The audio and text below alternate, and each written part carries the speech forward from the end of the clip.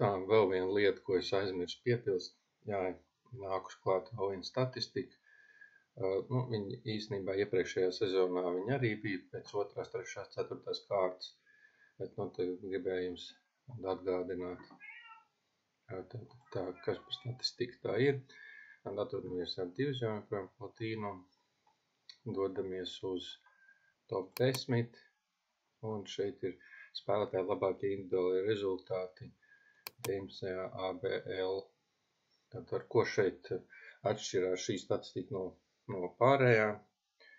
Šeit ir lieta tāda, ka jūs šeit varat apskatīt savus labākos rezultātus gan pirmajā kārtā, gan tātad 2., pēc tam būs arī 3., 4. atsevišķi. Ja?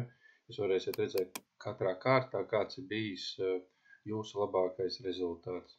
Tad sortējot 2 reizes spiežam, 19. ABL, pirmā kārta, un mēs apskatāmies pirmajā kārtā labākais 279, 2. kārtā arī 279, par summu tas pats, un 19. ABL labākais, tas ir visas sezonas, tātad labākais.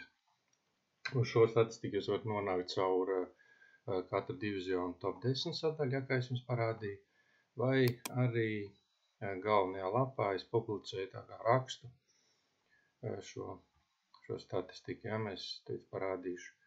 Tātad tā atrodamies galvenajā lapā, ja, un tad jūs redzat, šeit viņi ir jāspēlēta bronzas divizijā, silvers, platinum, gold. Un katrā WhatsApp grupā arī pēc tūres es ielieku šo linku. Un tad šeit jūs varēsiet apstīties, ja tieši pa kārtām, kādi bijuši labākie rezultāti. Tā, tas tāds papildinājums.